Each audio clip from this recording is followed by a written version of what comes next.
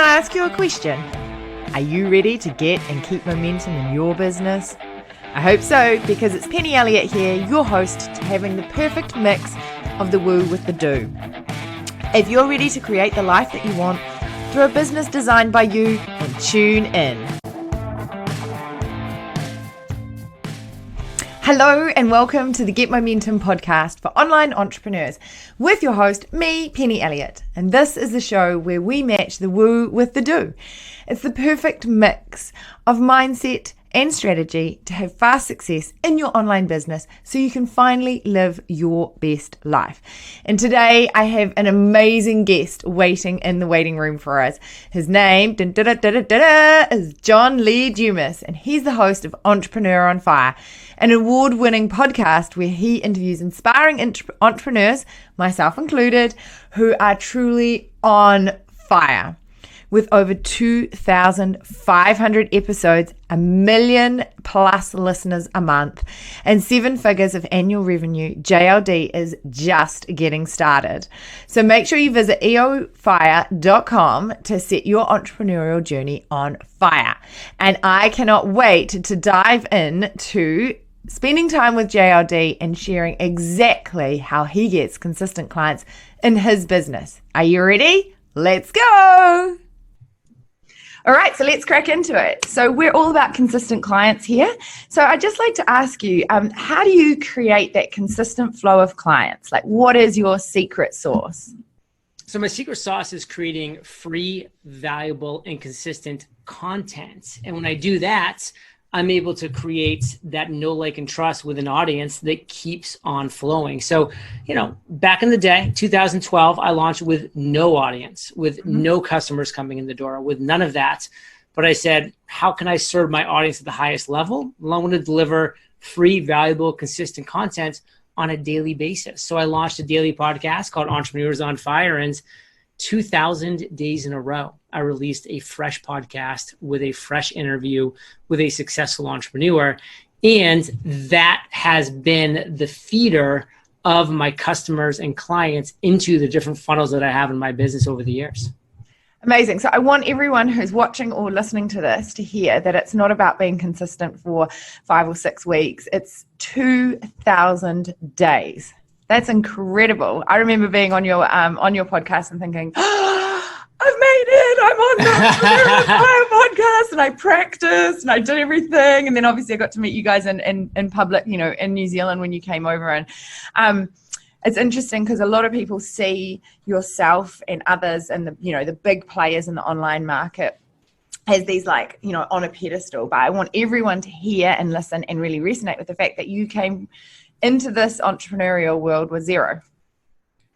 I mean, listen, and I came into it with just failure after failure on my back too. I mean, I tried law school, dropped out, tried corporate finance, quit after a year, tried a startup, left that, tried real estate, got out of that. So, I mean, I did not have this awesome track record coming in either. I was like, you know what? I need to figure out something to change in my life. And honestly, it was an Albert Einstein quote that really stuck out to me at the time. And it was, try not to become a person of success, but rather a person of value. And I looked back at all those failures that I had, and I was just chasing success that whole time. What I thought was success, like fame, fortune, money, whatever that looked like. But I wasn't doing anything of value. I wasn't providing value, and I definitely wasn't providing value on a consistent basis. So I had to flip that on its head, and that gave me the idea to launch that daily podcast, Entrepreneurs on Fire. And that was the first time in my life that I could honestly be going to bed every night being like, I just put something of value out into the world. And I don't know what this is going to turn into. For 13 months, it didn't turn into any revenue, but then it did. And then the tidal wave came. And as you and I are talking now, we've had 82 consecutive months of a net profit of $100,000 or more every month. It's incredible. I was showing my partner your stats online, and he was just like, what? How is that possible?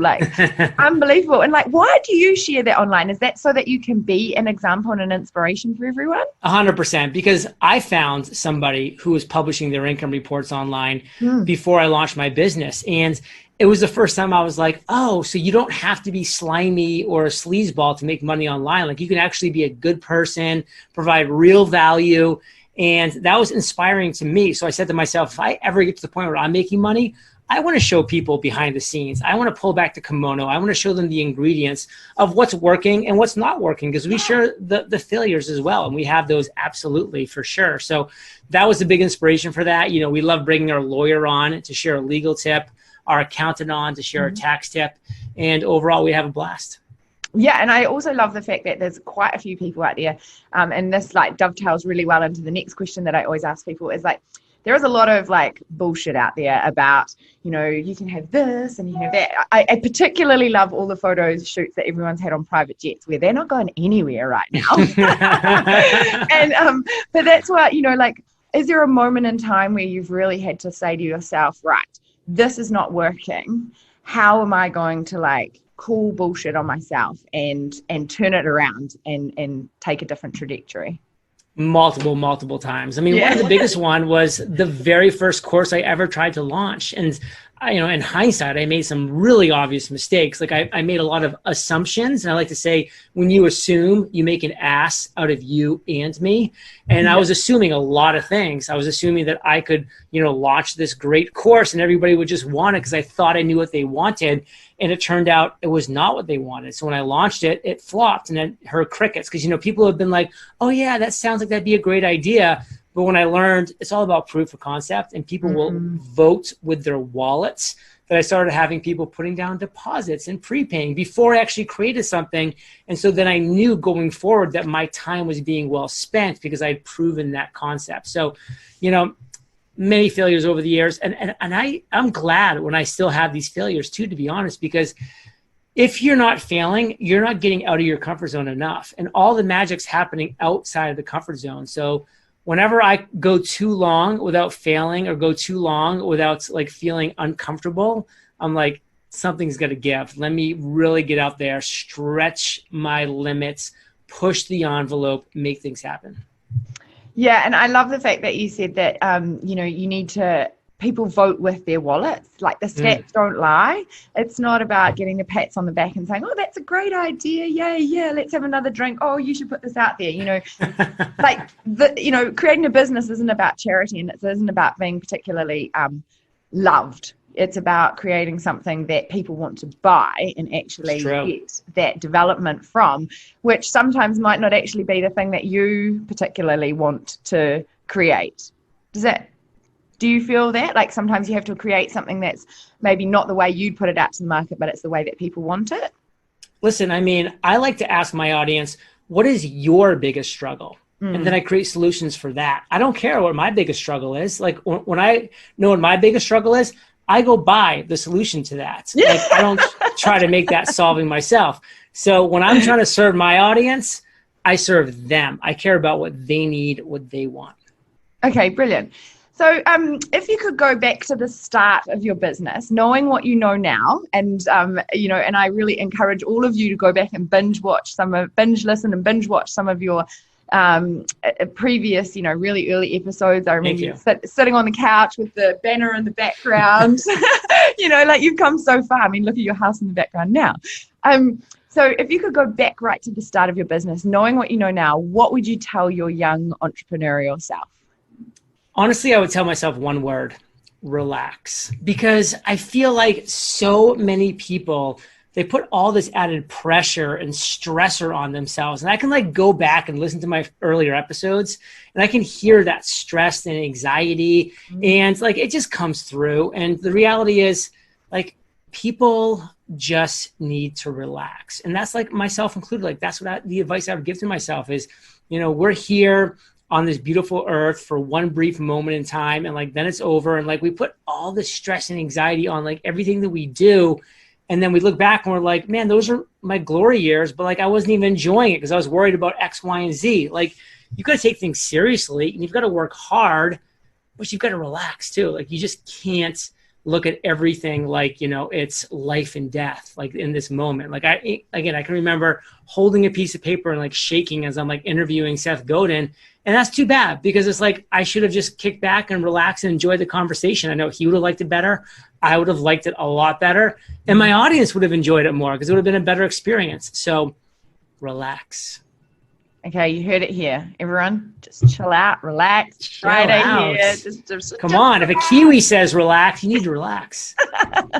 Exactly. Okay, so before we end this, what is the legacy that you're wanting to create and leave in the online space?